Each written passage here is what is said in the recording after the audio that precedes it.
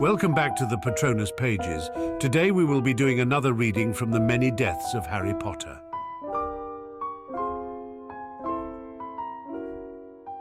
Chapter 69, Vault. Harry had never thought himself claustrophobic, but he found himself uncomfortable now. Their initial experiment had worked like a charm.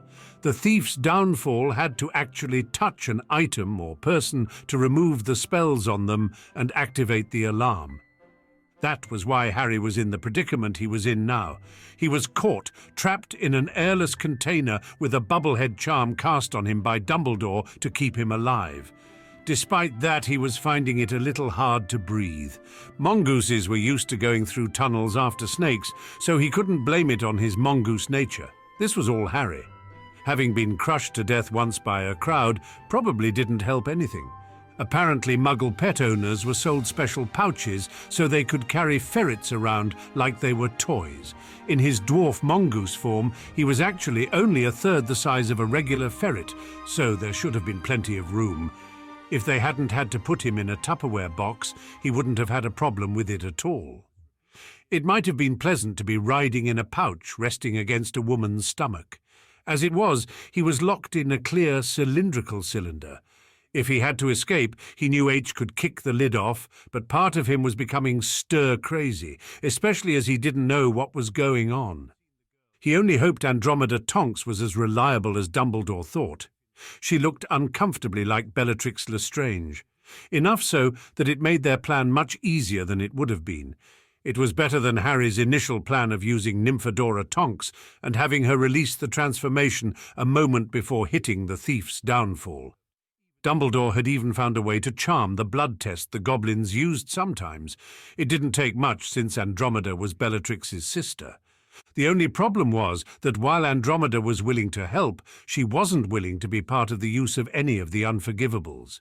Harry himself would have been willing to use Imperio. He was already under threat of Azkaban, but Andromeda would not hear of it. As a result, they'd had to go to an alternate plan. They'd used Muggle hair care products to change her hair color from her natural brown to her sister's black hair. She'd complained bitterly about the chemical smell and the sting of it. Her eyes were wider set than her sister's, but Harry knew a few tricks of makeup to make them look more close set. The most important thing was that she'd be able to act like her sister, which, from the muffled sounds he could hear from outside the robes, she'd been successful in doing so. There was a sudden jolt, and he was thrown against the side of the container. They were on the cart leading down into the vaults. Harry resigned himself to an unpleasant ride. It was. What had been a thrilling, if worrying, experience when he'd first come down to see his vault was something entirely different in the darkness under her robes. He felt her body jerk as the cart was twisted in one direction. He smashed his head into the top of the container, and it was all he could do not to cry out, although he wasn't sure what that would sound like in Mongoose. Apparently, Animagi had some sort of ability to communicate with animals. He hadn't met any real animals yet, only Hermione, who had been reluctant about this plan from the start. The secret was to have a legitimate excuse to visit a vault relatively close to Bellatrix's. The thief's downfall would remove any charms on the caster and on any goblin that went through it, but not on any that came afterward. It would reverse an Imperious, but not an Obliviate. Harry grimaced as he slammed into the other side of the container. He should have insisted on cushioning charms. Maybe he would during his next bank robbery. It would have been easier if there had been holes in the container. Then he'd have been able to hear what was being said. As it was, through the container and through his bubble-headed charm, it all sounded rather muffled. Over and over again he was thrown back and forth inside the small container. In his imagination, water from the thief's downfall got into the container somehow, and he started to change back into himself, only to be crushed to death and suffocated, as the container itself did not give. It seemed to take forever as he jerked back and forth inside the container.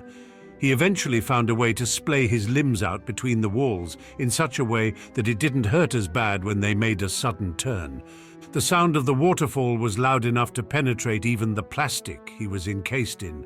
He tensed as it got closer and closer. A moment later, the entire container shook and rattled as water pounded on the outside of it. Harry didn't relax until the sound of the waterfall retreated. He heard a muffled sound, and a moment later he was blinded by light as the robes were thrown aside and Andromeda Tonks loomed above him. She pulled the lid off. "Get out," she said shortly. They were still in the mine car, and it was still moving. The goblin driver was slumped over. She picked the container up and shook him out. He resumed his normal form gratefully. He had never been so grateful to be anywhere. Even the inside of a cavern was better than locked in a tiny box. Harry changed and rose to his feet. Pointing his wand at the driver, he said, "Confundus." The driver woke a moment later and looked around confused. It wasn't a surprise. Between just being stunned and the spell Harry had just cast, his mind shouldn't be working at all well right now. Sirius had been wrong about one thing at least. There weren't dozens of dragons, each guarding their own vaults. There was one, and the dragons controlled it in a way they weren't willing to talk about. What's going on?" the goblin asked. "You fell over, you fool," Andromeda Tonks said. "Have you been drinking?" She'd had years of experience being around her sister, and while Harry didn't have anything to compare her performance to, the goblin seemed convinced. The goblin raised his hands to his mouth, then stared at it. "What were we doing?" "You were taking me to my vault," Andromeda said haughtily, "with my servant here." Without the Confundus spell, the goblin would have been alerted immediately. Harry's picture was on every wall that the Ministry had control over, wanted posters offering as much money as the Death Eaters. Anyone who caught him would have a difficult decision about who to give him to. Considering the legendary greed of the goblins, Harry would have been handed over to the Ministry before they'd gotten out of the entry hall of the bank. Now, though, the goblin only nodded confusedly. Harry had used Muggle methods to disguise himself as well. He had changed his hair colour. He was now as blonde as Malfoy, and he'd covered his scar. His glasses were distinctive, so he'd gotten a Muggle pair that were larger and hid more of his face. They his eyes as well, which he had been told were quite distinctive. Despite all of this, without the spell, he doubted that the goblin would have been fooled. The disguise only made the confused goblin accept their identities more easily. It wouldn't last forever, so the goblin would have to be obliviated afterwards. It wasn't a few moments later that the cart jerked to a stop. A gigantic dragon was tethered in front of them, guarding the 4 or 5 lowest vaults. The dragon didn't look well. Its scales had turned pink and flaky. Its eyes were milky and pink, and it was chained from behind by both legs. Muggle authorities would have surely complained that this was cruel, assuming they believed in dragons at all. Goblins, however, had lower standards when dealing with lower life forms. Harry suspected that they actually saw wizards as lower life forms. The dragon roared at them and spread its wings as far as it could throughout the chamber. Its wings brushed the sides of the walls. The dragon didn't look at them properly, and Harry guessed that it was partially blind. Dumbledore's sources had said as much anyway. The goblin pulled out several sets of metal instruments, handing one to Andromeda and one to Harry. Ignoring Andromeda, who in her role as Bellatrix he assumed had been down here before, the goblin turned to Harry. "The dragon's vision is poor. It's almost blind. It expects pain when it hears these. Do not lose yours, or Gringotts will not be responsible for your untimely death." The goblin grinned, showing a wide, toothy smile. Even confounded, Harry felt uncomfortable around the goblin. Perhaps it was sitting through Bin's recitations of Goblin Wars twice each year, or maybe it was simply the fact that he knew that goblins hated wizards deep down, and he suspected that they were just waiting for the next rebellion. They shook the clankers, and the sound echoed horribly in the confines of the room. The dragon retreated, moaning, and as they approached, Harry could see scars all over its face. The goblins were cruel but practical. They approached the vault, and the goblin looked back at Andromeda. It put its full palm to the door, and a moment later the door vanished. Harry stunned the goblin before it could turn back to them. Obliviation could be reversed by torture, but no one could be forced to relive a memory that had never been formed in the first place. Bellatrix's vault was filled to the ceiling with golden coins and goblets, armor, strange pelts from creatures Harry couldn't identify. There were flasks of potions and a skull with a jewelled crown. Compared to her vault, Harry's fortune was a drop in the bucket. Cautiously, Harry stepped inside. As he did, the wall to the vault reappeared behind him. He'd been warned about this, part of the reason Andromeda had remained outside. If he became trapped, she would force the goblin to release him. He began casting spells. In the week since they'd hatched the plan, Dumbledore had taught him a number of spells to help him detect traps. Unfortunately, all he'd had time to teach were general-purpose spells. Really, tricky traps wouldn't show up for those, and there was no telling what sort of traps Bellatrix would have. There didn't seem to be any of the cutting-wire spells, at least. Harry stepped forward, and his foot brushed by a goblet. He yanked his foot away in pain as the goblet became red-hot and multiplied into 20. He grimaced. The Gemino curse. He'd used it on a dragon once, and now it was being used on him. A quick check showed him that there were 2 curses, and they had been cast on every item in the entire room. Anything that was touched would multiply in this room, and anything that was touched would burn.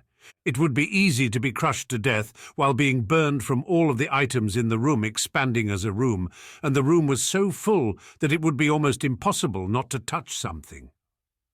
Harry was standing perfectly still, but he knew it was only a matter of time before he shifted his weight and something disastrous happened. He scanned the room for the cup, casting a quick supersensory charm on himself. His vision sharpened, and suddenly everything looked very close. He was looking for something with Hufflepuff's badger on it or Ravenclaw's eagle. Just because they'd destroyed one object owned by Slytherin and another by Ravenclaw didn't mean that there weren't other objects owned by either. After all, Riddle hadn't found Gryffindor's sword. It took him longer to find than he would have thought. It was at the top and in the back, the best place to give the curse full power. "Accio Cup," he said, pointing his wand. He knew it would be useless. Riddle had warded his other Horcruxes against being summoned, but he had to try. Otherwise, he'd be like the prisoner trapped in the room with the door that wasn't locked. The cup didn't move. There was a limited amount of time. The goblin would wake shortly, and while Andromeda could keep stunning him, eventually it might evade her. It certainly wouldn't open the wall again if it was being attacked. Harry took a deep breath and closed his eyes. He shrank, becoming a mongoose again. Being smaller was an advantage, and having the mongoose's legendary agility made everything easier as well. He carefully wound his way around items, careful not to touch anything. Despite his best efforts, he hit a goblet with the tip of his tail, and he felt sudden heat from behind him as it started to multiply. He only made it halfway across before the treasure became too crowded, even for his tiny size to move through.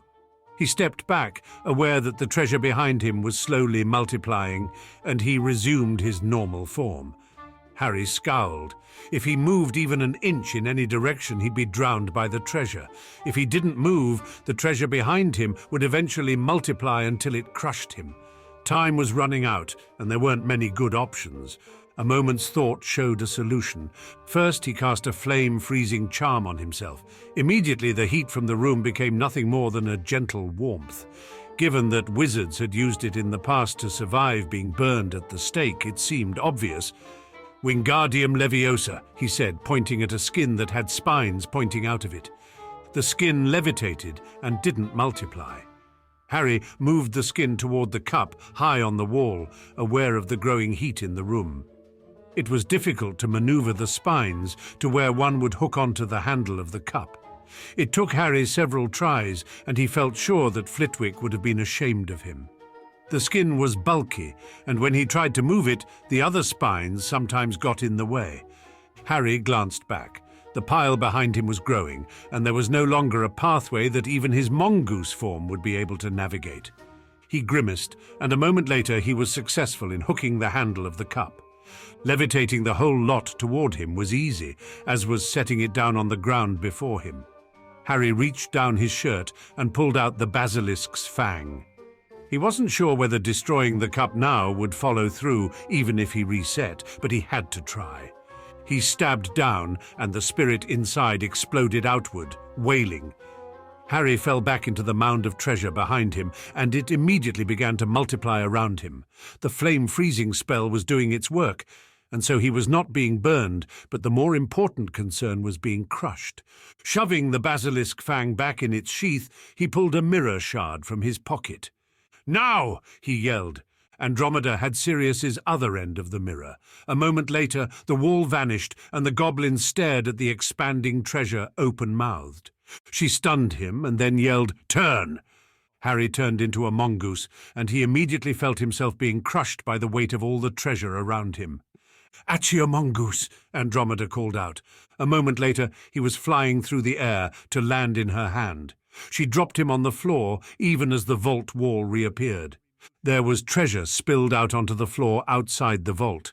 This treasure had stopped multiplying at least, but there wasn't much they could do about its presence.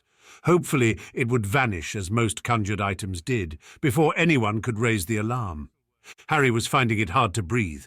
It hurt, and when he pressed his side, the pain grew even worse. He'd broken some of his ribs. It had happened before at the Dursleys for reasons he didn't want to think about now. "Obliviate," he said, pointing his wand at the goblin. He switched back into his mongoose form and allowed himself to be stuffed back into the container, even though it hurt to breathe now. The bubblehead charm cast by Dumbledore was still working, but it didn't make his breathing hurt any less. It was possible that his ribs weren't the only thing he had broken. There was darkness inside Andromeda's robes, and there were sounds outside. He could hear the sounds of rushing water as they went through the thief's lament yet again, and he did everything he could to keep himself from squealing in pain as the confounded goblin led them back up toward the top. Harry almost blacked out as the goblin took one turn too rapidly, slamming Harry against the wall of the container. He felt sick, but knew better than to spew inside the bubblehead charm. He'd had unfortunate experience with that in the past, after all. He could feel the lid to the container come loose, but they were past the waterfall. It made him feel a little better to know that he'd be able to get out if he needed to. The ride up seemed to take much longer than the one down had, and Harry found himself drifting in and out of consciousness. He heard the sounds of angry voices, and then the sounds of spells being exchanged. The lid of the container came loose, and a moment later he slid out, sliding out and onto the ground.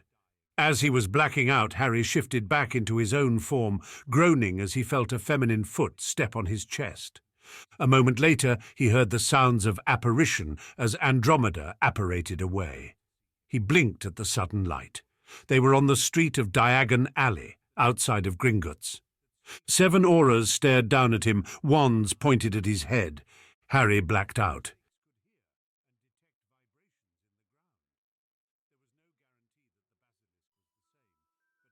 Chapter 70, Umbridge. He needs medical attention, an unknown voice insisted as Harry came back to consciousness. It still hurt to breathe. The auras had stunned him despite his injuries, and apparently they hadn't been particularly gentle in how they'd handled him. Harry felt aches and pains in places that hadn't hurt before. Wasting valuable resources on a criminal, a murderer seems counterproductive, doesn't it, The high-pitched, grating voice was familiar. "He murdered my predecessor, and undoubtedly would love to murder me. Why would we make him more capable?" "As he is, it will be difficult to question him," the first voice said. "He knows where Dumbledore is, and possibly knows who the other co-conspirators were. We need to put him under questioning." The high-pitched voice was silent for a long moment. "Very well," she said. "Call your Mediwizard. You will need to be prompt about your questioning. I suspect that Mr. Potter will not be in any condition to be further questioned by the end of the evening. You aren't going to have a trial for him. It's within the power of the Minister to suspend trials in times of emergency. I am choosing to do so. I will have him kissed by the end of the evening, so hurry back with your questioners, with your Veritaserum, with whatever you need." Harry opened his eyes. He was tied to a chair in a room. The room had walls tiled with pinkish-grey porcelain. There were lace drapes, doilies, and dried flowers covering every available surface. Since he'd learned to become an animagus, his sense of smell had become more intense, but he thought that the cloying scent of flowers would have bothered him even before. Now it was overwhelming. There were shelves behind her covered with dozens of pictures, all of them of cats. The door was behind him. Harry could see it in the reflection off the surface of one of the cat pictures. Glancing around, he saw what he needed, a vent near the ceiling. Animagi were rare, and the ministry was arrogant. There was a very small chance that they hadn't warded the vents. There was a bigger chance that they had, and so he had to look for any other options first. He was tied to a chair, sitting in front of a massive desk that was highly polished. It was covered with a cloth that had pictures of cats on it. A massive chair was on the other side of the desk, but no one was sitting in it. Instead, off to the side, a familiar toad-shaped figure was talking in a low voice with a taller, dark-skinned man. A moment later, the man stepped out of the room, leaving him alone with Dolores Umbridge. "Ah, so you are awake, Mr. Potter," she said, smiling. The smile didn't reach her eyes, and it had a somewhat sinister look. As minister, her clothes were still pink, but they looked much more expensive than the clothes he'd seen her in before. Although the materials were clearly nicer, her taste was still questionable. The clothes were not flattering at all, although Harry suspected that a clothier would have to be a genius to find anything flattering for her to wear. "You know I didn't kill Scrimgeour," Harry said. "Why are you trying to frame me?" If the Dementor came, Harry would be in serious trouble. He didn't think even his resets would save him then. He had to keep her talking. They'd taken his wand, but his best bet was to take hers and use it against her. If he could get out of the ministry, he might have a chance on the streets of Diagon Alley. "Pretending to be innocent, Mr. Potter, after you so horribly attempted to besmirch my reputation and ruin my career? You'd have had all my classmates kissed by Dementors. I warned you, but you didn't care." As a Slytherin, Harry knew better than to bait a woman with so much power over him. But something about her grated on him. Perhaps it was how she'd been responsible for the disaster that had gotten her superior kicked out of office, while she'd gotten away with nothing but a slap on the wrist. She leaned forward over the table. "I suppose I'll have to be satisfied with having one Hogwarts student kissed." She smiled a sickly sweet smile. "How much is your master paying you to betray your country?" Harry asked. "Do you really want to be known as the first minister to take the dark mark on your arm?" If he was going to reset, he needed all the information he could get. She'd been a Slytherin in school from what he'd read, but she also thought she had him at his mercy. Harry could only hope that she gave something away. "You are the one who was seen in the company of Bellatrix Lestrange," Umbridge said, with one eyebrow raised. "You'll be the one remembered as the traitor." She warmed to her subject. Wizarding Britain is a pale imitation of what it once was. Once the current troubles are over, we will bring it back to its previous glories. "By enraging the goblins?" Harry asked. "Or by closing the borders so that Voldemort can do what he wants without risking the rest of the world noticing?" "Don't say that name," she screeched. "What?" Harry asked. "Voldemort, Voldemort, Voldemort. He's got enough spies that he already knows I am here. How long do you think it will be before he comes for me?" "He wouldn't dare," she hissed. "I am the Minister for Magic, and—" "He put you there," Harry interrupted, "because he needed a sympathetic toady, a lickspittle, someone who could make the entire country hate her so much that he'll look like the better option." Harry knew it was a mistake the moment he said it. He couldn't help but hate the woman who had almost had his entire class kissed through her own incompetence and then tried to blame him. Her wand was in her hand faster than he would have expected. "I'd keep a civil tongue in your head," she said. "I'd hate to have to interrupt an escape attempt." "Why don't you try an Avada Kedavra?" Harry taunted. "It worked so well for Voldemort. Maybe you'll end up as a face trapped on the back of someone's head. You'd look better." If he could get her to kill him, he might have a chance to do the whole thing again, this time without mistakes. Of course, the first thing he had to do was learn what mistakes he had made. How had they been caught? "Crucio!" she shouted. Harry's body arched, and he screamed in his chair. It wasn't good for his breathing, and he blacked out a moment later. "What did you do to him?" The voice had an accusatory tone. There were signs to the Cruciatus curse, but one didn't accuse the Minister for Magic of using an unforgivable on a helpless prisoner, not without facing Azkaban. "Nothing," Umbridge lied. He simply had a seizure and passed out. Perhaps the Aurors who handled him before were a little too enthusiastic about their jobs. I understand my predecessor was rather popular with them. And you didn't call for help? Harry kept his eyes closed. He could learn more if they thought him unconscious, and if they knew he was conscious, they might be on their guard. Potter is a tricky one. I assumed it was another of his ruses. Harry felt liquid on his lips. He drank, and a moment later he felt a cold heat flowing throughout his body. "Brachium emendo," he heard the voice say, and a moment later he felt a sweet sort of relief. His breathing eased, and the pain in his chest subsided. It did nothing for the various aches and pains throughout his body, but it was a vast improvement. Umbridge had been right about one thing. Giving him back his health had been foolish. Now that he could breathe and think, his mind was racing with half a dozen plans for getting out of this. "It's my duty as a healer to keep him healthy," the voice said. "Whatever else may happen to him." "Are you insinuating something?" Umbridge asked sweetly. "Perhaps you'd like to serve someplace less pleasant, like the bottom of a ditch somewhere." Harry had little doubt that Umbridge would be willing to kill to keep her position and her secrets. She was willing to destroy his soul after all. "I understand that he is needed for interrogation," the voice said. "Perhaps I need to remain to see that he's healthy enough for questioning." "There isn't any need for that," Umbridge said airily. "I'll watch over him. Or perhaps you doubt my ability as a witch." The voice was silent for a moment, long enough to be insulting. "I'll see to it that the interrogators are sent as quickly as possible." "You do that," she said. Her voice was pleasant. "We've got an execution to oversee." The door slammed shut, and there was a sound of retreating footsteps. Umbridge waited several long moments before saying, "You can stop pretending to be asleep." Harry opened his eyes. Umbridge was kneeling on the floor beside him, presumably so she could look him in the face as she made whatever threats she was going to make. He was lying on his side, still tied to the chair. His arms were beginning to chafe. "You know he'll be coming for me, don't you?" She looked down on him and smiled. "Even if you are right, and you know who knows you are here, why would he care what I do to some boy who has never been anything but a trouble to everyone? I would have thought he would be pleased that I saved him the trouble." "Because he can't be sure," Harry said. "Sure of what?" she asked, her eyebrow arched. "Sure that you would get the job done," Harry said.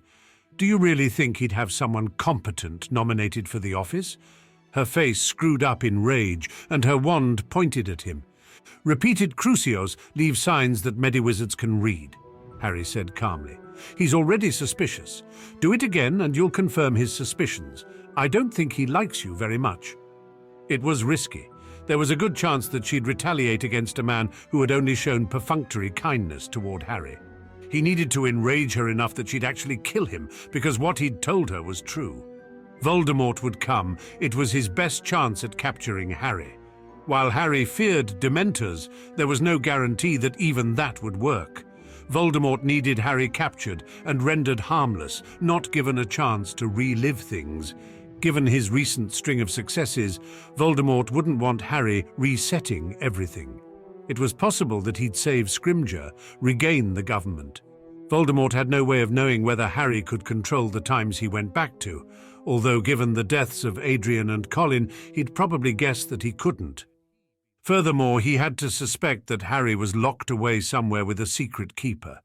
He didn't have a way to get through that kind of defense, so any chance at Harry was something that had to be taken. "Your best bet is to claim that I tried to escape," Harry said. "I'm sure someone like you can find a way to kill me and make it look like it's not your fault. That's your specialty, right?" Her entire body tensed and she pointed her wand at him. For once, the faux pleasant expression on her face was gone, replaced by something ugly and considering. She was willing to kill. Harry could almost see her weighing her options. There would be a scandal. The Minister for Magic murdering a teenage boy would cause problems for her. Against that was the pleasure of killing her himself. Ordering it done wasn't nearly as satisfying. Still, she was a Slytherin, and being kissed was a much worse fate than just being killed. Harry could see the moment when she made her decision. Her face relaxed back into its habitual fake smile. "I think executing you in a legal way will set an example for all of your co-conspirators," she said. "The ministry is not to be denied." There were sounds from outside, the sounds of distant screams. Harry smirked. "He's coming. You can either run and be the minister who allowed Voldemort to take over the ministry, or you can stay and fight the most powerful dark wizard in recent history." Her wand snapped back up. She looked back at the door and then down at him. "You'll never see it, whatever happens." "You don't have the courage to kill me," Harry said. He smirked. "Some people still believe I'm the boy who lived, and if they knew that you'd murdered their one chance of freedom from the Dark Lord, how long do you think you'd live?" He stared at her. "Every time you passed a dark alley, you'd be waiting for a knife in the dark, a spell from every crowd, death in every doorway. Welcome to my life, and I hope you enjoy every minute of it." She stared at him, then stood, putting her wand away. "I think we'll wait for the Dementor. I'm not sure what is happening outside, but I am sure the auras can take care of it." Turning away, she didn't see Harry transform and slip out of his bonds. He slipped under the desk, and he heard her shriek as she realized that he was gone. He was moving already, even as she used her magic to turn the desk over. He'd already moved up onto a shelf behind a plate with a cat picture. She shrieked in anger. She obviously thought that he'd disillusioned himself because she began casting stunners around the room wherever she thought he might be. Obviously, she didn't know the human revealing spell, or Harry would have been found right away. As it was, several of the plates on the wall near him were struck and fell, shattering. This only increased her anger. Harry suspected that she wouldn't balk at killing him now. He had no idea how long the reset would be. Whenever it was, the blood wards would fall. While he was tired of doing everything over again, he might actually have a chance of making a difference. Harry was weighing the odds that she'd kill him against the odds that she'd simply stun him and wait for the Dementor when the door exploded inward. He could see what was happening in the reflection of the plate nearest to him. Voldemort stood as tall as ever in the doorway, imposing now that he was wearing his full regalia. Harry couldn't make out his face well enough to tell whether using someone else's blood had changed his appearance. "How dare you!" Umbridge screamed. "I am the Minister for Magic!" Obviously, she didn't recognize Voldemort, having never seen him. Otherwise, her sense of self-preservation would have made her choose her words more wisely. Without even moving his wand, Voldemort summoned the wand from her hand. She gasped as she realized that she was essentially helpless. "Where is the boy?" he asked. "I was told that he is here." From the open door behind him, Harry could hear the sounds of battle. However, the sounds were dying away even as they spoke. He'd chosen to attempt his bank robbery near the end of the business day. Most of the ministry employees would have gone home, leaving only a skeleton crew. "I don't know," she said defiantly. Before she could explain that Harry was hiding, Voldemort pointed his wand and said, "Crucio!" She screamed and fell to the floor, her body convulsing in agony. The snake he had seen in his vision slithered into the room. He was bigger than Harry had remembered. Considering that Harry was now only about 7 inches long, the 12-foot length of the snake seemed truly gargantuan. "It is almost done," the snake whispered. "Soon all will be controlled, and tomorrow they will take control of their compatriots one by one. We will have the government by nightfall tomorrow." They were using Imperio on everyone. Harry could see it in his mind. They'd simply have supervisors call subordinates into their offices one by one, using Imperio on each until the entire government was under control. It would be quick, bloodless, and there wouldn't be any risk of underlings revolting or trying to warn the populace if everyone was under control. The only risk was if some managed to escape the ministry and warn the others before tomorrow. "Can I eat this one?" the snake asked, staring at Umbridge hungrily. "I fear I still have a use for her," Voldemort said. He pointed his wand at her and said, "Imperio, tell me where Harry Potter is." A genuinely pleasant look flashed over her face, and she said dreamily, "He's hiding in this room somewhere. I was trying to find him when you broke in." Voldemort's eyes snapped up as he murmured a spell. Harry was already moving, jumping from shelf to shelf, trying to reach the vent at the top before Voldemort finished his human revealing spell. He wasn't sure whether the spell would reveal an animagus, but he couldn't take the risk. He'd only practiced one spell both silently and wandlessly, and he used it now. Accio Great, he thought. For a moment he thought his weakened Accio wouldn't be enough, but the Great flew across the room a moment later. Voldemort pointed his wand and said, Accio Ferret. Harry would have grinned if his current form was physically able. He wasn't a ferret, he was a mongoose. He suspected that Voldemort had never been at a zoo in his life. A moment later, he was inside the vent. There wasn't time to check for whatever traps the Ministry had set. If it killed him, it would have to do. Go after him, he heard Voldemort say. A moment later, he heard the sounds of plates crashing to the ground as a massive snake slithered its way up the shelves, headed for the vent. Mongooses were snakes' natural enemies, but they depended on their speed and agility to fight. In the enclosed space of the vent, he'd be virtually helpless. Suddenly, Harry found himself hoping for a trap. Dying from a Ministry trap would be easier than being eaten alive or worse, eaten and then regurgitated to face Voldemort. After all, if Voldemort caught him, Harry suspected that he'd soon have his tongue and his hands cut off, and then he'd be hidden away in a place where no one would ever find him. Death would be preferable. Chapter 71. Prey. Harry rushed through the vent, which was coated with dust. The Ministry hadn't built its own building. It had simply diverted Muggle workers who were building the underground in the 1860s and obliviated them later without paying them. It was similar to the way they'd stolen the Hogwarts Express. The Muggles had built things the way they'd always built them.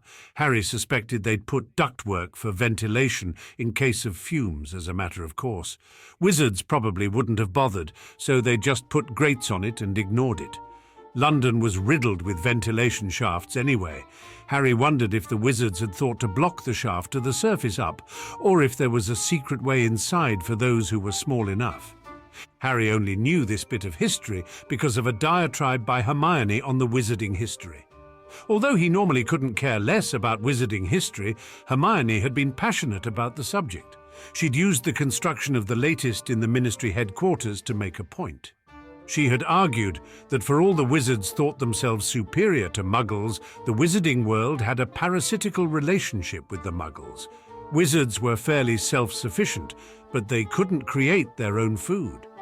Hermione had suspected that most wizarding food came from the Muggle world, even if there were a few wizard specialty farmers.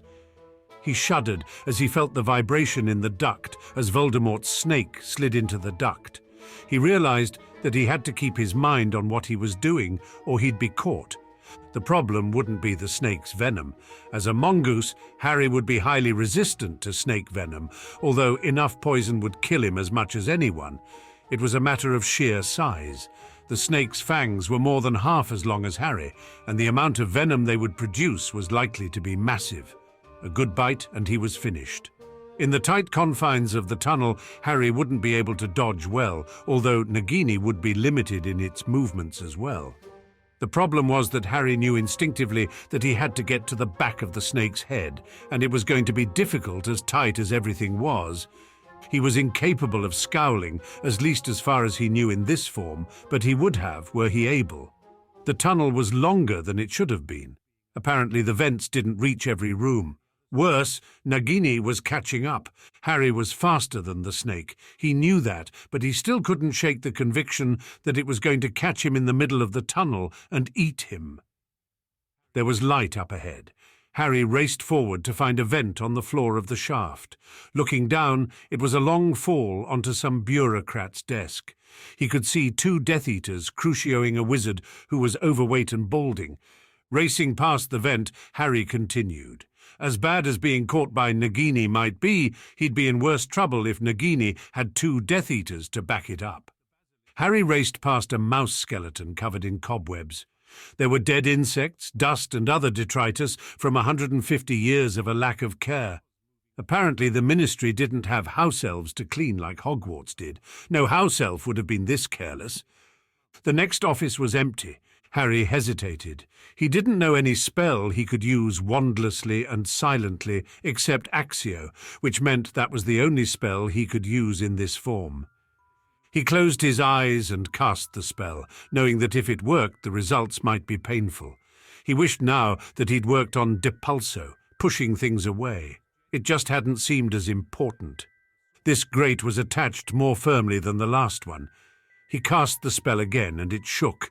He could hear Nagini coming closer. "I'm coming for you, little prey," Nagini said. "You smell delicious." Another attempt, and the grate rattled. Harry cursed as he realized that this grate was larger on the outside than the size of the vent. Most of them probably were. He felt a sudden sense of panic. Did that mean that he was trapped here, unable to escape? All of the grates were likely built this way, which mean that Accio wouldn't help. Harry ran. He was twice as fast as the snake over distances. He knew this instinctively, so running farther would buy him time. He came to a junction and turned right. He hoped it didn't lead to a dead end. As he came to the end of the vent, he realized that he'd chosen poorly. There was one grate below him and a dead end ahead. He could hear that it was already too late to go back. Harry reached down into the grate and felt around. The grate had an ornate pattern to it. It had been created in the Victorian age, and if he had been a larger animal, he would have had trouble reaching his paws through some of the smaller holes. As it was, his paws were clumsier than he liked. He felt a screw and hooked one of his sharp claws into it. He was fortunate that it wasn't a modern screw. He never would have gotten his paws into it. This was something designed to be easy to turn with fingers, but unfortunately it hadn't been in 100 years, and it was stuck. He had a moment to wish that he'd become something that had clever hands like an American raccoon. But he had to work with what he had. Nagini turned the corner. "Almost there, little prey," Nagini whispered, its voice echoing throughout the tunnel. "I look forward to meeting you." The screw was stuck. Harry could tell that there were only 2 screws holding the entire thing in place. If he could get at least one of them. He pulled the screw desperately, cursing his clumsy paws. The sound from the snake became louder. Harry froze as he saw it at the end of the tunnel. It almost seemed to smile malevolently as it began to slither forward. Working desperately at the screw with both paws, Harry watched as Nagini slowed. It stared at him and seemed to enjoy his frantic fear. Finally, Harry felt something give. He began to turn the screw head frantically. It gave, but now that the snake saw that he was close to freedom, it began to increase its speed again. He pushed his back against the top of the tunnel and pushed with all of his might. Half of the vent gave way. Nagini's massive head lunged toward him, and for a moment Harry thought it was all over. Suddenly the rest of the grate cover gave way, and he was in the middle of the air, falling freely. As a human, he would have been helpless in mid-air. As a mongoose, he somehow knew what to do, twisting his body so that he landed on his feet on top of the grate, which had landed on the desk with a loud thud. Harry rolled out of the way, knowing that Nagini wasn't going to let him go. As he rolled off the desk, he heard the loud thump of the snake landing on the desk. "Where are you, small prey?" Nagini began to slither off the desk. "Once I have eaten you, I shall eat your female." Nagini presumably knew that its master wanted Harry alive. It was either trying to intimidate him, or it was overwhelmed by its nature. The threat against Hermione did enrage him, but fortunately as a mongoose, his emotions were blunted compared to how they were as a human. "I am here," Harry said. It wasn't speech exactly, not even speech in the way that Parseltongue was speech. However, animagi in animal form could make themselves understood by other animals. There wasn't any way out of the room. The door was soundly closed, and Harry didn't smell any mouse holes in the walls. He could turn back into his human form, but without a wand, he'd be even more vulnerable to the snake than he was now. Either Nagini would kill him, in which case he would reset, or he would kill it, bringing him finally close to having it all over. The one thing he wouldn't allow it to do was capture him. Kill or be killed, he was determined that one or the other of them was going to die. "Look at me, little prey," Nagini said. It was coiling, rising high above him, ready to strike, yet it seemed to hesitate. It wasn't a regular snake. Regular snakes were either poisonous or constrictors. It was a little of both. He couldn't identify the species, not that he was an expert. However, his mongoose self knew there was something about it that was wrong. "Are you afraid?" Harry taunted, in that language that wasn't a language. "Afraid of such tiny prey?" Nagini's head lashed out toward him, but it was as though it was moving in slow motion. Harry knew what to do. He twisted out of the way and bit viciously at Nagini's eye as it passed. "I am the one who will suck the marrow from your bones," Harry taunted, leaping back as Nagini lashed out again. Compared to him, it was massive. A smaller snake wouldn't have stood a chance against a mongoose with human intelligence, but this snake was as intelligent as he was. The wound on its eye was just a scratch, but it seemed to be moving more cautiously now. "I am the one destined to kill your master," Harry taunted. "He and me at the end. For me to be there with him, that means you will not be." Harry wasn't sure how much snakes knew about prophecies or how much they cared. Snakes seemed to him to be eminently practical, focused only on what it took to survive. The snake whipped its tail against the wall, and a picture fell, almost clipping Harry as it dropped to the floor. "I am my master, and my master is me," Nagini hissed. "I am his hand and his fangs. If I kill you, it is he that will kill you. The prophecy will be fulfilled." It lunged, even as it was speaking the final words, and Harry had to leap straight into the air. Nagini tried to turn in mid-air, but it was too slow. Harry lashed out with his hind foot, clawing the same eye with his claws. There wasn't time for talking after that. It was kill or be killed, lunge, dodge, counter-lunge. The back of Nagini's neck was its vulnerable point, but Harry lashed out at its eyes as well. Snakes didn't only use their eyes, they sensed heat with their tongues. If he'd had his wand, there were some things he could have done about it. As it was, he had to depend on purely physical means of retaliation. Each of them was waiting for the other to make a mistake. One was all it would take, and one or the other of them would be dead. The snake was massive, and for its size, lightning quick. It couldn't match his sheer maneuverability, however, and Harry was even faster. Harry danced around Nagini, lunging and dancing back as it tried to retaliate. It was starting to slow. Moving around its mass had to be tiring. Harry knew that it was a clever snake, and he knew that it was probably feigning exhaustion, trying to get him to make that one mistake. Both of its eyes had fluid running down from them now. Harry danced in a circle around Nagini. Turning was cumbersome for it, and there were times that Harry was able to lunge in on blind spots and nip at its scales. There wasn't much he could do there, not without getting a strong grip with his teeth. Doing that on the snake's side would mean death as Nagini reached him. The back of the head, that was the target. Without hands or feet, it was its one vulnerable spot, the spot that he could dig in and chew his way until he reached a major artery that lay close to the surface. Snakes weren't built for protracted battles, and Nagini was slowing. He could see the awareness in its eyes. "I will chew your master's bones," Harry taunted, "and he will be known as prey." The snake lunged, but this time without the speed it had shown earlier. Harry landed on top of it, and a moment later his sharp teeth were digging at the back of its head. Nagini tried to smash itself against a wall, hoping to crush Harry. A normal snake wouldn't have tried that, but Harry wasn't a normal snake. Harry chewed and he chewed, desperately digging his claws in for purchase as the snake thrashed around. The door to the room opened, and Harry saw two Death Eaters looking inside. In pain, the snake lashed out blindly, and one of the Death Eaters shrieked, even as the other pointed his wand at them both. The snake lashed out again, and a moment later, both men were dead. Harry was smashed against a wall and almost lost his grip. However, the snake was growing weaker as Harry finally reached an artery and blood began to flow. It should have been disgusting, but to Mongoose Harry it was as sweet as ambrosia. It seemed like an eternity before the snake stopped moving, and Harry didn't stop digging into the snake. Nagini was smart enough to play dead and then lunge, catching and killing him.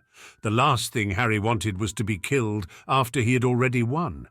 Slughorn had told them that the container for the Horcrux had to be destroyed before the Horcrux was released. Harry didn't know what that meant for a living Horcrux, but he knew that simply killing the snake might not be enough.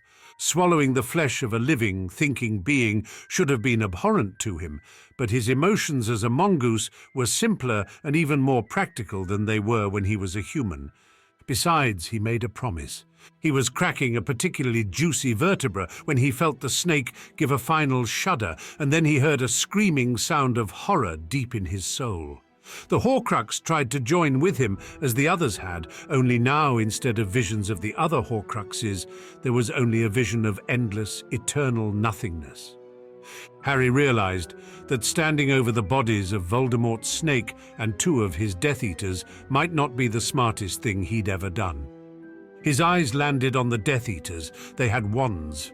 Harry turned back to human and reached out, grabbing for the wands. They weren't anything like his wands, and as he held them, they felt sick and wrong, but they were better than nothing. Reaching into the pockets of the Death Eater in front of him, Harry was pleased to discover his mirror shard. Apparently, there had been some looting, even though he doubted that Voldemort would have wanted that. He wouldn't have wanted anything to look out of place so that his plan to imperious the entire government would work. He quickly rose to his feet and closed the door ahead of him. "Sirius," he said softly into the mirror. It was only as he spoke that he realized what he looked like. He had blood all over his mouth and he looked savage and barely human.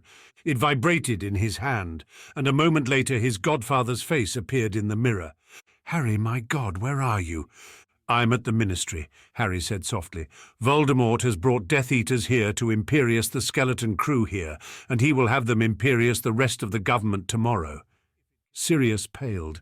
"Tell Dumbledore it's done," Harry said. "There is only one more Horcrux to deal with, and then it will be over." What he didn't tell Sirius, what he hadn't told Hermione or any of them, was that the last Horcrux was in his own head. The only way for him to go free was for him to die one final time. "Bring everyone," Harry said. "Tell the Ministry I am here if you have to. This is our chance to cut the head of the snake off and end it all." He glanced back at the corpse of Nagini and he grinned a humorless grin. "I'm going to do what I can to kill as many of them as I can," Harry said. "But you need to hurry. I won't be able to do much." With the other Horcruxes gone, it was possible that Harry might not return even if he was killed by a normal Death Eater. It could be that Dumbledore was wrong and he didn't count as the final Horcrux. His only advantage was that Voldemort had undoubtedly told his men to take him alive so that Harry wouldn't reset and undo everything he had accomplished. Harry had been fighting this battle for the past 7 years. Now, in the final stretches, he only wanted to do as much damage as he could before the end. Even if he lost, he intended to hurt Voldemort enough that Dumbledore could finish the job. All he had to do was start the bleeding, and nature would do the rest. The moment that his Death Eaters learned that Voldemort was no longer immortal, at least some of them would start plotting. He'd fall in the end, poisoned or stabbed in his sleep like every other despot. Harry just had to make sure that it hurt as much as possible before he died. Taking a deep breath, Harry slowly opened the door. It was time to go to war. Chapter 72, Army. The intelligent thing would have been to not dress in Death Eater robes. Looking like normal wizards would have made it easier to catch the Ministry employees unaware. However, Voldemort's army was composed of a variety of troops, many of whom didn't know each other well. It was possible that the robes were there to make sure that they didn't attack each other, or to protect their identities should everything go wrong and Ministry officials escape. Harry began to strip the Death Eater that was closest in size to him, slipping the robe over his head and putting the mask on his face. The robe had an unpleasant smell, the odor of death apparently, but a quick spell removed that. Having masks on your servants was a foolish mistake as far as Harry was concerned. It made it much easier for people to slip in and do what he was about to do. Harry had little doubt that anti-apparition jinxes had been placed over the entire building. The Death Eaters didn't want anyone escaping and warning everyone. The entrances would likely be heavily guarded as well. He had no idea just how many Death Eaters were here either. How many would it have taken to overwhelm the skeleton crew available at the ministry after hours? Most of the employees of the ministry were essentially office workers, and many of them hadn't used a spell offensively in years. However, there were likely at least a few auras in the building, and they'd pose a much bugger challenge. Harry suspected that at least a few of them would have to be killed to take them down, which would pose a problem for Voldemort's plan. Stepping out into the hallway, Harry took a deep breath. While the robes would protect him from the Death Eaters, they meant that he would likely be attacked by any ministry employees that he came across, at least those who had not been Imperiused. Harry needed a plan. It wasn't enough to simply wander around and kill every Death Eater he saw. He needed to find where they had stored the rest of his supplies, although since his mirror had been taken, it was possible that they had already been dispersed among the Death Eaters. Escaping would be difficult or impossible. The Death Eaters' entire plan revolved around keeping the ministry employees inside until they could be subverted. Besides, if Voldemort managed to subvert the entire ministry, even Dumbledore wouldn't be able to stop the army he'd have. The best thing would be to walk right up to Voldemort and kill him while dressed as a Death Eater. Harry doubted it would be that simple. He suspected that Voldemort didn't trust even his own followers overly much. He certainly wouldn't if he was in that position. Moving soundlessly across the thick purple carpets, Harry moved down the hallway. He heard muffled sounds from inside a room 3 doors down. He cautiously moved over toward the door and heard the sounds of tortured moaning inside. Glancing in each direction, Harry cast a supersensory charm on himself. With his hearing, he could hear 2 Death Eaters inside interrogating a ministry employee. Harry hesitated. The Death Eaters were unlikely to kill the employee because of the plan. They might even obliviate him afterwards simply to make things easier. Was it better to avoid unnecessary fights, or was his goal to inflict maximum casualties on the enemy? He wasn't sure that he'd reset anymore. This might be the last life he would ever have.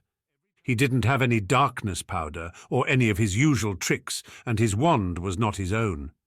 On the other hand, one of the 2 might actually have his wand or his cloak. Harry scowled. He was going to have to die anyway, at least one more time. It might as well be here as anywhere. Taking several steps back from the door, Harry quietly began to speak. "Serpensortia, Serpensortia, Serpensortia, Serpensortia," he said, keeping an eye on the doorway. 12 times he cast it, and the snakes simply sat, staring at him as he summoned more and more of their fellows. Finally, after he'd summoned 12 of them, Harry began casting disillusionment spells on them. With his enhanced senses, he could still sense them waiting attentively. He hissed, "Go into that room and kill the ones wearing the masks. Hide, then strike at their feet and legs." He cast a disillusionment spell on himself, then went to the door. He crouched down and opened the door slightly, just a crack. The Death Eaters inside were busy tormenting the ministry employee, and they didn't seem to notice. They definitely didn't notice the disillusioned snakes slipping into the room.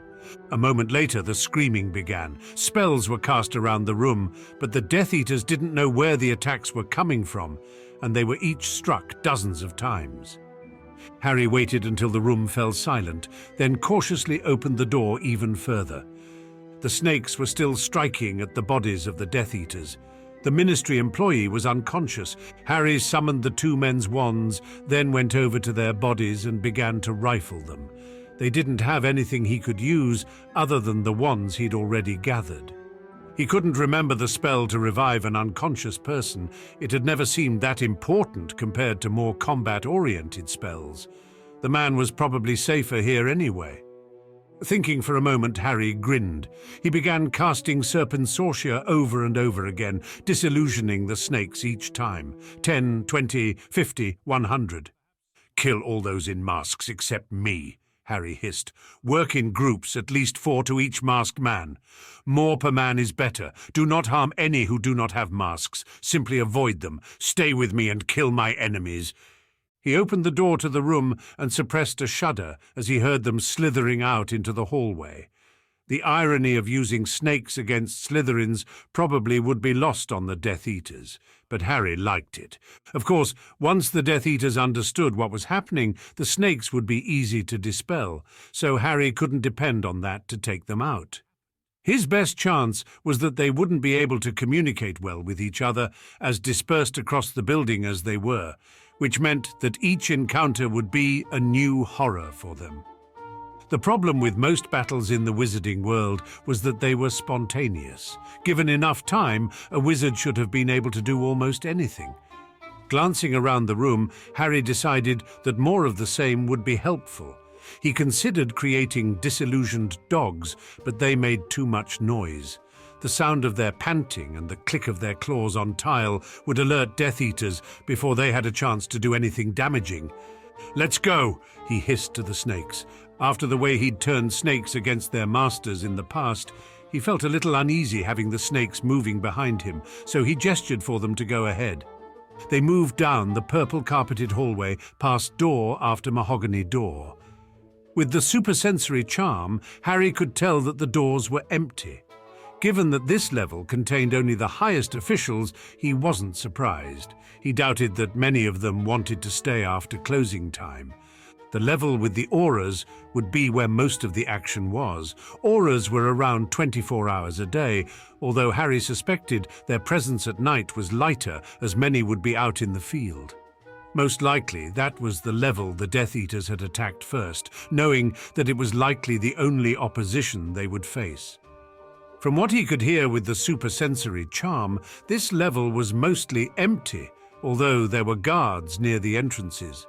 Voldemort had apparently moved to another part of the building, unless he was covering his movements magically. Getting to Voldemort had to be his plan. He'd prefer to do it with an army and Dumbledore at his back, but he'd do it alone and from in the shadows if he had to. Shooting Voldemort in the back would be the safest way, and a pleasure after the hell he'd put Harry through for the better part of his life. Harry stiffened as he heard voices in the distance. He closed his eyes and listened, and he heard dozens of heartbeats, all arriving in an open area on the other end of the complex. There were several dozen already there, and more were arriving all the time. Apparently, whatever fighting had been done in the Ministry was finishing up, and the Death Eaters were all congregating on this level. There were a few murmured conversations, but from this distance he couldn't understand them, even with the supersensory charm. He could slip back into the ductwork, but he doubted he'd be able to get out easily. The next vents might be tightened beyond his ability to open. Worse, Voldemort knew that he might be in there, and it would be easy to send transfigured animals in after him. They might even use some sort of gas. Voldemort knew spells even Dumbledore hadn't heard of, much less Harry. Fighting was his only chance, but he was facing an army of Death Eaters, one that was growing larger all the time. Fortunately, Harry was a Slytherin and had no intention of giving them a fair fight. The murmuring of the crowd grew quieter, and Harry suspected that something was happening. There were several dozen Death Eaters gathered, something that would have been an overwhelming force to the skeleton crew of the after-hours Ministry, at least given the element of surprise. "Congratulations on a hard-won victory," Harry heard a woman's voice call out. Her voice sounded savagely gleeful. "By this time tomorrow, the Ministry will be ours." The crowd cheered and Harry winced. There wasn't a lot of time if the woman was already making speeches. His mind raced. Was there something he could do that would affect a group that size? An idea occurred to him, cruel and unusual, but possibly very effective. It wasn't something they'd think to guard against either. Harry opened a door to an office with a quick spell, and he stepped inside. It was a standard office, except for a massive desk that had to weigh at least 200 pounds. Transfiguring was the result of visualization and had to be precise. Harry closed his eyes and pointed his wand. It took longer than he'd thought it would, but eventually he had a mass of 200 pounds of pure sodium, broken up into small pellets. The woman's voice came again. "There is only one fly in the ointment, or rat in the walls. Harry Potter was seen on this level, and the Dark Lord wishes him alive. To the man who brings him in alive, the Dark Lord offers a reward of 1,000,000 galleons and a place at his side." The crowd cheered again, but this time Harry was too busy to be bothered by the noise. "Avis, Avis, Avis, Avis," Harry chanted, casting the spell over and over until the entire room was so filled with birds that he would have had trouble moving had they not been of his creation and under his control. It took a while for the crowd's enthusiasm to die down and for the woman to speak again. During that time, Harry kept busy, casting the same spell over and over. "Bring him in dead and you get nothing," the woman's voice continued. The crowd went entirely quiet. "He is an animagus and may appear in the form of something like a ferret. Work in groups of 4 and beware. He is known to use tricks. Use bubblehead charms because he is known to use substances that sting the eyes and coat the lungs." They were trying to cover all the bases, but it wouldn't be enough. Harry waved his wand and the door opened. The birds swooped down and began grabbing the sodium pellets one by one, some shrieking in pain as the material burned their feet. Nonetheless, they continued, and as they flew out of the room, Harry closed his eyes. The pile grew smaller and smaller as more and more birds left with the sodium in their claws. Harry stepped out of the room where some of the sodium was still left. He transfigured it into a desk that was less than a third the size of the original. Leaving it as a mass of sodium wouldn't be wise at all. He heard the curses of the Death Eaters as the birds began to swarm them. Thanking the Weasleys for making him learn the one spell that would make this all work, Harry waved his wand and cast a single spell. The Ministry used magic to condition the air. That was why the air vents were a relic of a previous time. Sometimes the spells that maintained the air and temperature went wrong. In a Muggle building, he might have raised a lighter to the smoke alarms, but here all he had to do was something a little different. Harry felt drops of water dripping onto his face, first slowly and then faster and faster. Ministry offices were known for sometimes having rain, but this covered the entire level.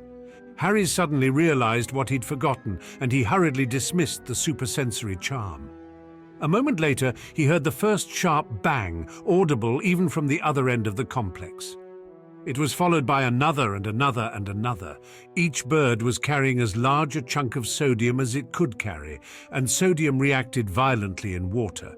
Some birds exposed the sodium to water earlier than others, but as the rainfall increased, the bangs increased in frequency and intensity. Each of the birds had become a miniature bomb, and each had been commanded to attack the Death Eaters. The bangs increased in frequency and intensity, and even from this distance, Harry could hear the sounds of screaming. It lasted much longer than he'd thought it would. Harry dismissed the rain. The last thing he needed was to be caught by his own trap, killed needlessly by some bird that had miraculously gone unsoaked. Cautiously, he began to make his way forward. He heard the sounds of groaning long before he reached the room. Apparently, it had once been a conference room, but now it looked like a war zone. Sections of the walls had been destroyed, and there were men lying on the floor, many of them dying. Harry hesitated. What had to be done was ugly. He doubted Hermione would ever look him in the face again the same way if she knew what he was about to do, but he didn't know any other way. The threat to England had to be ended, and there was no better time than now. "Make sure," Harry hissed in Parseltongue. Dumbledore would be ashamed of him, Harry was sure, and he would deal with the guilt later, assuming he survived. He saw ripples in the water as 100 snakes made their way through the water, heading for their objective. The screaming began anew, and Harry ducked back as spells flew through the air as dying men lashed out at opponents they couldn't see. Some of them hit each other, at least from the cries of pain he heard. It was hard to move silently with the water on the floor, but Harry did his best. Harry reactivated his supersensory charm only to feel his wand yanked from his hand. A woman shimmered into existence. Apparently, she'd been disillusioned. The disillusionment around Harry vanished. Apparently, her human-revealing spell was still working. Harry rolled as she sent a blast of greenish light toward him. He could see that she had his original wand in her belt. She was hurt. Blood was streaming down her face, and her left arm hung motionless. Apparently, she'd been fast enough to shield herself once the explosions started going off, even if none of the others had been, but it hadn't been quite enough to leave her unscathed. "The Dark Lord said he wanted you alive. He didn't say he wanted you whole," the woman said. Harry recognized her from the faux glass. "Bellatrix, you have a choice," he said. "I don't want to have to kill a woman." She grinned maniacally. "Making threats, Potter? And you without your wand?" Harry sent a mental command, but knew that he had to keep her talking if he was to beat her. Harry still had the second Death Eater's wand in his pocket, but from what he'd heard, Bellatrix Lestrange was lighting fast and as cruel as Voldemort himself, if not actually crueler. She was insane, according to Sirius, and she'd tortured Neville's parents into madness. "I've got a good friend," Harry said. "You drove his parents insane. I wanted to give you Neville Longbottom's regards before you die." She laughed. "I'll do the same to your other little friend too, the Mudblood. I'll carve up her pretty little flesh while she lies screaming under me, and I'll even do it the Muggle way as a special favor." Bellatrix seemed like the kind of witch who wouldn't mind using a knife. "You can't say I didn't warn you," Harry said. He had to keep her attention on him as the ripples in the water made their way to her. Don't you want to know why your master wants me alive?" Harry asked. "The secret that he hasn't shared with anyone?" "Don't lie, filthy mudblood lover," she hissed. "He tells me everything." "I'll tell you the truth," Harry said. He grinned, but there was no humor in his expression. "I'm immortal. The more you kill me, the stronger I get." She stared at him. This apparently wasn't what she'd expected him to say. Harry had gambled that her master wouldn't want his underlings knowing the truth because it might demoralize them. "Unfortunately for you," Harry said, "when I kill you, you'll just be dead." Harry dove to the side as she pointed her wand at him, enraged. She screamed as 100 invisible snakes began striking her feet and legs. She shrieked in pain and tried to apparate away, but the building was warded against apparition to prevent the ministry employees from getting away. She fell and the snakes began biting her in earnest, over and over. As fast as she was, she flicked her wand and the snakes vanished as though they had never existed. The same couldn't be said for the venom in her veins. The snakes were all real snakes, summoned from various places and returned there in the same time. Staring down at her dispassionately, Harry pulled out his second wand, and he cast a quick Expelliarmus, gaining her wand and his own original wand. She scrabbled in her belt, presumably going for a bezoar. "Accio bezoar," Harry said quietly. The stone flew into his hand, and he stuck it in his pocket. She tried to grab it back wandlessly, but without a wand, her magic wasn't as strong as his was with magic. "I'd tell you I'm going to send your master after you soon," Harry said, "but that would be a lie. I'm going to destroy him body and soul, and you'll never see him again on this side or the other." Her breathing was growing more difficult. She was scrabbling backwards, trying to find a wand, any wand. Harry flicked his wand, and wand after wand went flying through the air toward him. Many were shattered irrevocably. He threw them down and shattered them all with a quick spell. It would have been more merciful to have killed her, but Harry simply watched and waited for her to die. It took longer than he would have thought, and it was excruciating. He owed it to Neville after all. The fact that he wanted to vomit never showed on his face. Chapter 73, Voldemort. Screaming in rage, Bellatrix launched herself at him, claw-like fingers outstretched. Despite the number of snake bites she'd had, she still was strong, and Harry grabbed her hands and forced her down. He kicked her away, and a moment later she was frozen. The hatred on her face was palpable. Harry leaned closer to her and said, "I'm going to kill him, and when I'm done with that, I'm going to kill everybody who follows him. All the people you called friends, gone." She couldn't speak, but her eyes told him that she'd happily murder him once she got free. "I'll make sure the purebloods don't stay that way too," Harry said. "A mudblood in every family. I'll do what I can to make sure of it. Of course, once I kill all your master's followers, I doubt there will be that many purebloods left." The more angry he made her, the faster her heart would race. The faster her heart raced, the faster death would come. Death by snake was never a quick affair, but given the number of snakes that had bitten her and the homicidal rage on her face now, Harry doubted that she would last longer than 15 minutes. Unfortunately, 15 minutes might be longer than he had. There was a chance that someone would have heard the explosions, even from the other levels, and they might be coming now. Harry thought for several long seconds before deciding on a course of action. An unpleasant thought, but it would probably work. Pointing his wand, Harry focused on what he was trying to accomplish. He'd never tried to transfigure anyone else into a mongoose, but he'd spent so much time trying to transfigure himself that he figured that it couldn't be particularly difficult. After all, the worst that could happen was that he would kill her, and that was happening already. Her form shifted and shrank. Harry stared at it critically, then pointed his wand again. Adding in the uncharacteristic eyeglass marks was harder than he would have thought, but eventually he got it. Harry then performed a series of spells on the still-frozen mongoose, spells that would have made Dumbledore very disappointed in him. He'd read as many books on dark magic as he could find, mostly to figure out ways to avoid the effects of spells that were going to inevitably be used on him. There were spells that would only trigger by touch, and some of them could be cast on a living being, making a single kiss from a lover as deadly as a poison. Harry cast them on the mongoose now. Her intelligence was rapidly disappearing. That was part of the transfiguration, and why becoming an animagus was so difficult. Keeping human intelligence in an animal brain was difficult, and Harry hadn't been willing to bother. Of course, mongooses were partially immune to venom, but the amount of venom was much greater by body weight, so as far as Harry was concerned, it probably evened out. He leaned down and whispered in the still frozen mongoose's ear, "Your master will take you, and when he does, he will die." It was important that she be seen trying to escape, otherwise Voldemort might grow suspicious. Harry heard the sound of the elevators coming from below, and he cursed to himself. He disillusioned himself, and he stepped around a corner just in case they had something like Moody's eye. With a spell, he caused the lights all around the room to go out one by one. Poor lighting would have a psychological effect, making it more likely that they would accept the ruse. As the door opened, Voldemort stepped outside along with Dolores Umbridge and Barty Crouch Jr.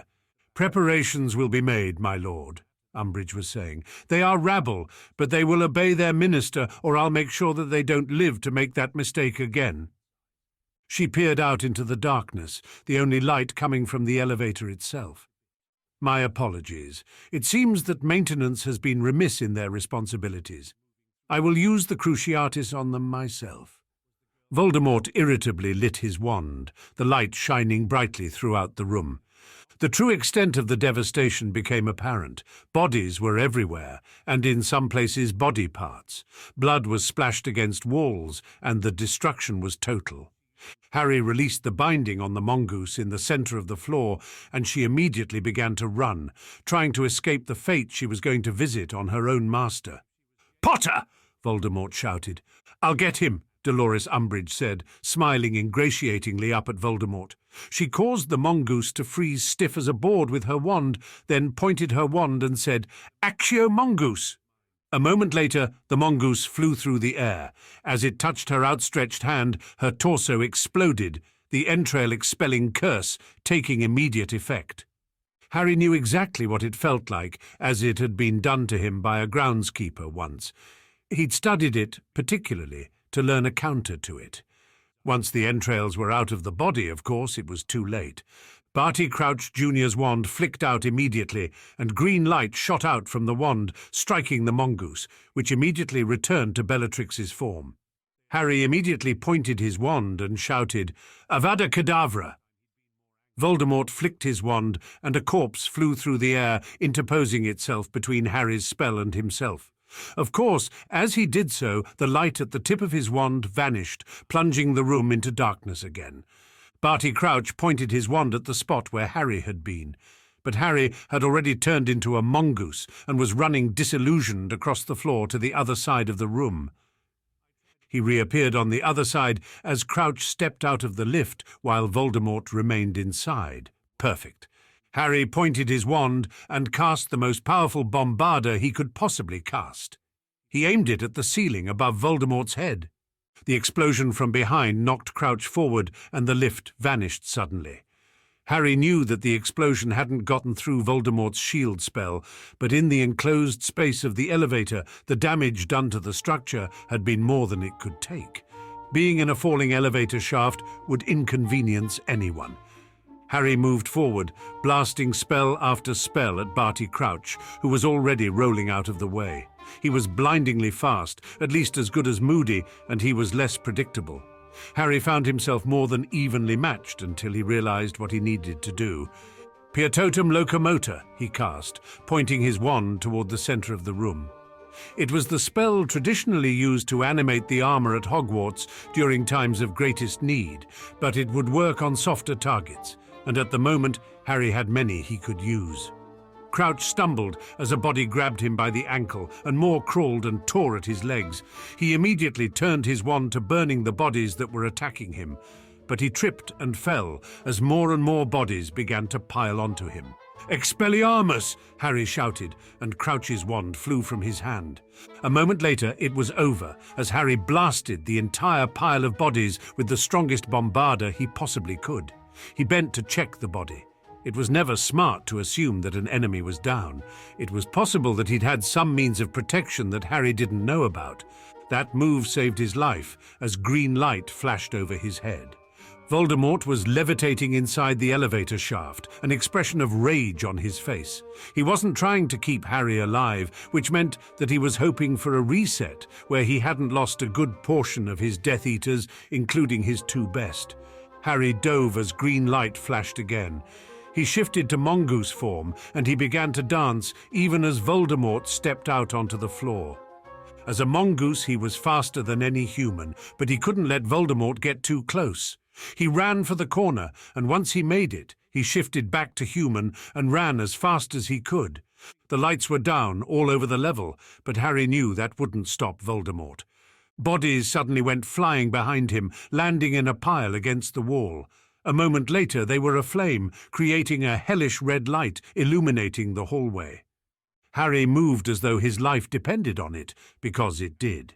He made it to the next corner before Voldemort managed to enter the hallway he was in. Harry had always been quick and nimble, especially after years of Harry hunting, although his endurance wasn't what it once had been. Wizards were a sedentary lot after all. Maybe he should have tried out for the Quidditch team after all.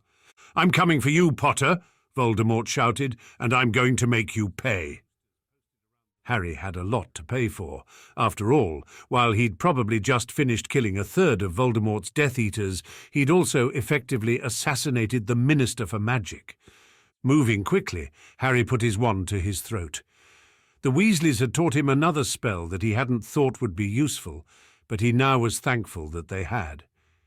"Who's coming after whom?" Harry asked. His voice was amplified, and he made it sound as though it was coming from the other end of the hall. He activated the supersensory charm, and he heard Voldemort turning in the other direction. "Haven't you wondered how I slaughtered all of your Death Eaters?" Harry asked. "Your precious Bellatrix?"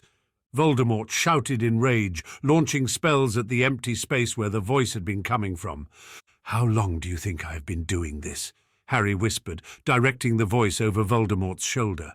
"How powerful do you think I have become?"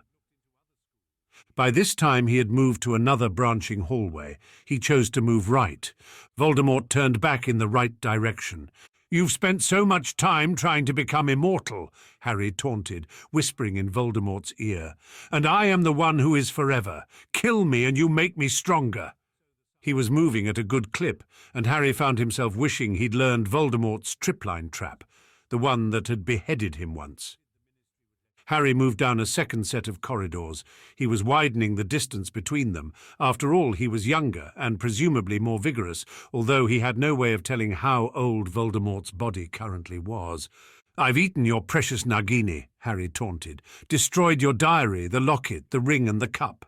I found the diadem in the room of requirement, raided poor Bellatrix's vault. I found your mother's home and the cave by the sea." Voldemort stopped. "Liar. Why do you think I allowed myself to be captured?" Harry hissed again in his ear. "To draw you here so I could slaughter your army. Could you have killed so many in so short a time?" Harry kept moving, but whispered again. "You are no longer immortal, but I am forever. Your soul is almost gone, and when I destroy you, there will be nothing. Enjoy oblivion as I wipe every memory of you from the face of the earth." He chuckled, his voice resonating in Voldemort's ear. "You have always run from death. I am your death. It is foretold. I will end you and everything you ever stood for." He had to keep Voldemort unnerved. The moment Voldemort had a chance to stop and think, he'd use a supersensory charm himself. Harry quickly cast a Muffliato spell. It wouldn't completely protect him. After all, Voldemort would still be able to track him by scent, but it would prevent him from apparating directly to him. After all, Harry knew that Voldemort had been the one to cast the anti-apparition spell. He wouldn't have trusted anyone else to cast it. He didn't know of any spells to remove his scent. Undoubtedly, one existed somewhere, but he hadn't learned it. "You'll never see me coming," Harry taunted, voice in Voldemort's ear. "I'll strike from the darkness, and you'll be dead before you know it." Voldemort stopped, and Harry grimaced as he cast the supersensory charm. The Muffliato spell undoubtedly was causing his ears to buzz, but Voldemort immediately began to run, following Harry's scent. It was only a matter of time before he found Harry. Harry stopped and opened a door beside him. He began to transfigure a desk into the same powder he'd used to blind the basilisk. As an afterthought, he transfigured part of the mass into a dagger that he shoved into his pocket. The problem with following someone by scent was that you couldn't use a bubblehead charm. Harry cast one on himself, then levitated the mass of powder, placing it on the floor in the middle of the hall. He disillusioned the entire mass. His one fear was that Voldemort would smell it before he used it, and so he quickly began to transfigure more objects from the room beside him into stink sap, a fluid that came from certain trees and plants and smelled like rancid manure. The Weasleys had insisted he learn the spell, considering that it was one of the components of making dung bombs. Using Wingardium, he dropped bits of stink sap at various places down the hall. Voldemort would assume that he was trying to cover his trail, and this would make it easier to cover the smell of the peppers. Whether it would work completely, Harry wasn't certain. It was possible that even without a nose, Voldemort would be able to tell the difference and would protect himself. For the moment, it was all he had. Harry stood behind a corner, disillusioned, and watched as Voldemort reached the end of the hall. He visibly gagged at the scent. Harry was glad he had a bubble-headed charm on. Apparently he'd created a massive amount of stink sap in his panic. "I'll find you and I'll kill you, Potter," Voldemort shouted, still gagging. He didn't cast a bubble-head charm, and as he reached a quarter of the way down the hallway, Harry pointed his wand and said, "Depulso!" As the wave of powdered Carolina Reaper washed over Voldemort, Harry began blasting away. Avada Kedavra, Avada Kedavra, Avada Kedavra. Voldemort apparated away, gagging and choking. Somehow he'd managed to avoid Harry's attacks, despite the agony he had to be in. It took a moment for Harry to detect Voldemort retching back at the entrance. He heard the sound of swallowing, along with asthmatic wheezing. Presumably, Voldemort had just ingested a bezoar. A moment later the wheezing eased, and he could hear Voldemort murmuring healing spells, followed by a bubblehead charm. "That's just the beginning," Harry whispered in Voldemort's ear. He was already moving, because he knew Voldemort's next step would be to apparate back to the place he had just been, in an effort to catch Harry by surprise. A moment later it happened. The familiar explosion of air happened at the end of the hall where Harry had previously stood. He didn't stand a chance against Voldemort in a stand-up fight, but Harry had no intention of giving him one. He wished that he'd had time to learn to apparate, although Voldemort had undoubtedly re-established the anti-apparition spell. Ambushing Voldemort was his only chance, and yet the man's reflexes were lightning fast. He was like a gunfighter in the American Old West, and Harry doubted that he'd be able to match his speed or accuracy, despite all the training he'd had. After all, Voldemort was a genius. The psychological warfare wasn't working, so Harry decided to stop trying. From this point on, it was kill or be killed. Voldemort was moving down the hallways at a good clip, and Harry had to increase his pace to keep up. Despite the healing spells, the man's lungs had to be in pain, but he showed no signs of it. Harry had to slow him down. Fumos, fumos, fumos, fumos! Harry cast his spell over and over, smoke billowing from his wand to fill the hallway further and further back until it was impossible to see more than a foot in front of his face. Voldemort cast a quick muffliato, and Harry suddenly couldn't hear his breathing, footsteps or heartbeat, because his ears were filled with a loud buzzing. Harry switched forms and he crouched into a corner. Voldemort had done something to mask his scent, a spell Harry did not know, and the smoke made it difficult to see anyone until they were very close. What Voldemort had forgotten was that the supersensory charm increased all of the senses, and as he lay with his stomach against the floor as a mongoose, he could feel Voldemort's approaching footsteps. This was it, his one chance to kill Voldemort. As Voldemort's legs came into sight, Harry exploded into action, running up underneath his robes. He bit and clawed, trying to get an artery, and everywhere he touched, Voldemort's flesh shriveled and burned. Voldemort shrieked and tried to dance backward as Harry bit and clawed his way up his legs. Blood spurted as he bit into his thigh, and Voldemort screamed, "Accio Mongoose!" Harry flew out from underneath Voldemort's robes, and as he did, he returned to human form, lunging forward, dagger in his hand. Voldemort had defenses against every magical attack, but sometimes an old-fashioned muggle stabbing was the best option. As his dagger sank into Voldemort's chest, Harry felt a sudden feeling of satisfaction. Voldemort was staring at him with ban expression of astonishment. Voldemort's hand clawed at the hand Harry had used to drive the blade in, but his other hand was already moving up to point at Harry.